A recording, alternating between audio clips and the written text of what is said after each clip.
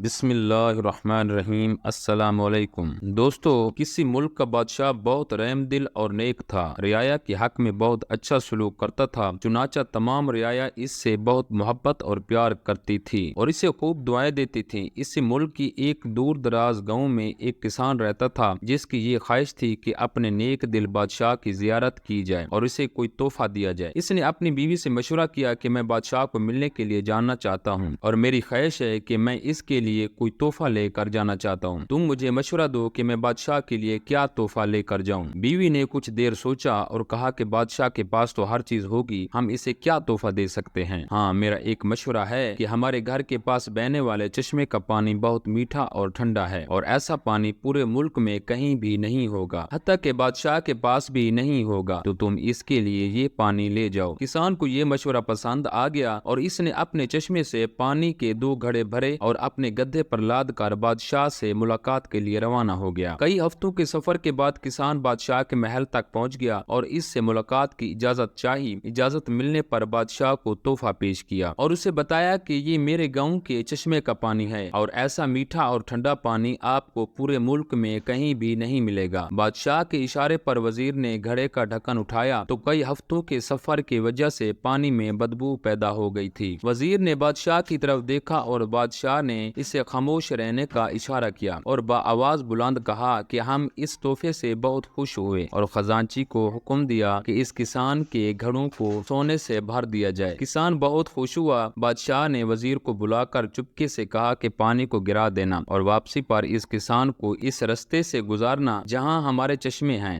تاکہ اسے علم ہو کہ ہمارے پاس پانی کے کتنے چشمے ہیں اور ان کا پانی کتنا ٹھنڈا اور فرحت بخش ہے۔ چنانچہ جب کسان کو انعامات دینے کے بعد ان چشموں کے پاس سے گزارا گیا تو وہ سمجھ گیا کہ اس کا تحفہ کتنا حقیر تھا، لیکن بادشاہ نے اس کے حقیر تحفے کو بھی قبول کر کے اسے انعام سے نوازا۔ اس کے دل میں بادشاہ کے لیے محبت اور عقیدت اور بڑھ گئی۔ تو دوستو، ہماری عبادات کا بھی یہی حال ہے۔ ہم جو ٹوٹی پھوٹی عبادت کرتے ہیں تو ہم اسے بہت اچھی سمجھتے ہیں اور اپنے مالک کے حضور پیش کرتے ہیں۔ ان عبادات کی حقیقت معلوم ہونے کے باوجود وہ مالک الملک نہ صرف ان عبادات کو قبول کرتا ہے بلکہ انعام کے طور پر بیش بہا نعمتوں سے بھی نوازتا ہے، حالانکہ اسے ہماری عبادتوں کی ضرورت نہیں ہے۔ خالق کائنات کی عبادت کے لیے تو اس کے لاکھوں کروڑوں فرشتے ہی کافی ہیں۔ اللہ پاک سے دعا ہے کہ ہماری عاجزانہ عبادات کو اپنی بارگاہ میں قبولیت کا شرف بخشے، آمین۔